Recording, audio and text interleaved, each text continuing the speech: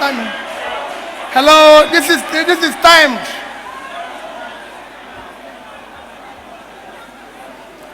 Let me respect Your Excellencies. Let me respectfully stand on all due and existing protocols. I thank the organizers of this event for the honor of inviting us to participate, and for the topic, the issue of sustainability for economic prosperity. I only knew this morning that we're going to comment on it, as I told the organizers, but I think it's a worthwhile topic for us to comment on. Economics, when you talk about SDG, which is where you drive this from when she was reading, it is aftermath of Millennium Development Goals, which lasted from year 2000 to year 2015. And this is lasting from 2015 to 2030. And I agree with what Prof said, that we are about hiring the new CEO for the company called Nigeria. So we have to look at the people's past and what they've been able to do. MDG goal, which ended in 2015, for your records, I started implementing it in year 2008 in Anambra State. And by the time it ended in 2015, I was #1 in Nigeria.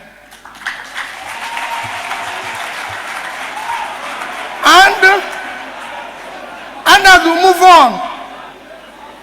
we move on, what we are going to do, because it's critical, as we move on in what we are going to do, for me, the Labour Manifesto is already mainstreamed along the SDGs. You can go and look at the manifesto, it's already mainstreamed, and we put it into our development agenda and what we want to do, following our experience with MDG. Then it comes to where, for you accountants, your contribution to that development. Nobody can think about whatever we're going to do, whether you call it SDG or anything, without knowing that accountants, chartered accountants, play a critical role in development. Because whatever you plan, whatever you want to do, you have to ensure, one, the financial sustainability of it. You have to come into the budgeting, the forecasting, and most importantly, the revenue. Because at the heart of tax is you. You have to bring the taxation into it. Today, the most critical problem of Nigeria, apart from other things that are besetting it, insecurity, everything is revenue to GDP, which is often shouted about that we don't have enough revenue. We don't have enough revenue because to GDP, even among the African pairs, we are 6%, when the average in Africa is 16%. Going globally is even worse. The reason is, so at the heart of it is you. It is you that is supposed to help the government to organize when the government starts doing the right things. How are we going to do it to ensure that this tax revenue comes in order to be able to build these sustainable goals? At the heart of it is you must secure and unite Nigeria. Today, Nigeria is among the fragile states, so security becomes paramount and critical. You must govern by rule of law and ensure that we fight what one of the candidates have mentioned, issue of corruption. At the heart of everything happening here in this country today is corruption. You have corruption of all sorts, corruption in terms of the way you appoint people to be in office, by appointing incompetent people, corruption, the way we do our expenditure, corruption in terms of if you look at our subsidy today, it's virtually an organized crime. Today, our oil is being stolen by who? By people in government. And you can go on, and the heart of it is this. So you must remove a country and show that we must now have a country where there will be wealth with enterprise. In any country where government officials are richer or politicians are richer than business people, that country is finished. And that is what you're getting here. So you have nothing to account for. So for me, if you're going to talk about sustainability for economic development, is to start doing the right thing. What are we going to do? I've said my number one priority is to secure and unite Nigeria.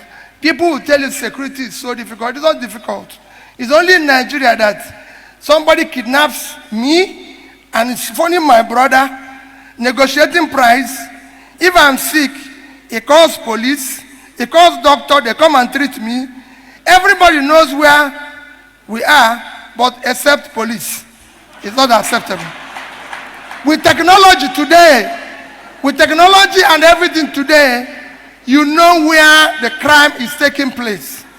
And you can sort it out. We have to have the three-level policing, local government, state, and national. In terms of corruption, it is easy to fight. People make it look as if it's difficult. It is not.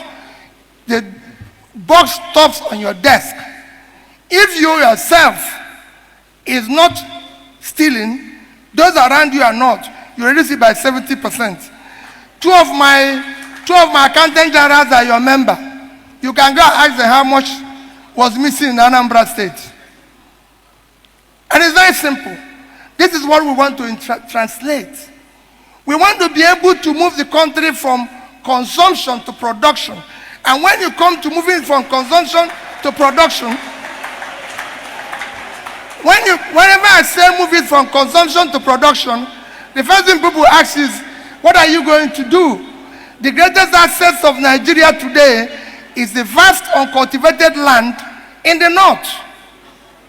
If you put that land into production, it will make a difference. Yesterday, we had a professor who was delivering a lecture in Lagos, Professor Stephen of this thing, and he talked about Bangladesh and Vietnam, which was a basket case yesterday. And I told him how I've won all the fields of Bangladesh. Nigeria today, a country, when he finished that lecture, I joined somebody who was from Yobe State.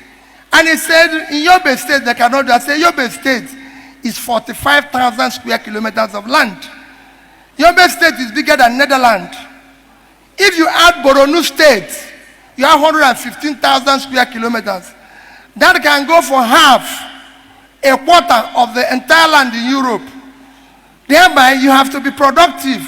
If Netherlands can export 120 billion worth of agricultural goods every year, at 33,000 square kilometers of land, Yobe State should do 1.5 times that. 1.5. And 1.5 is just about $2 billion. We're not asking for too much. 1.5% of that is $2 billion. And if you do $2 billion, at rate of exchange today is 1.3 trillion. Thereby, you shouldn't be going to here to take the share of your distance. So we want to move the country, make it productive, stop corruption. These are things you can use to stabilize your currency, which is collapsing today because you're not productive. You're not exporting anything. You're not selling anything. This is how you can pull people out of poverty. The more you pull people out of poverty, the more you reduce criminality and be able to make the country sustainable. You cannot talk about sustainability in a situation where gangsters have taken over your country. You can't talk about sustainability when you have 33% unemployment. You can't talk about sustainability when you have 20 million out of school children. No, these are things you have to tackle first. As you're doing it and you mainstream the sustainability aspect of SDG into your mainstream, you will be able to drive the process. But in conclusion, as the professor said, he said, borrowing Linkwayon, you don't need too much of sophistication or written documents. All you need to do is to continue to do simple things consistently. And you get there. Thank you and God bless you.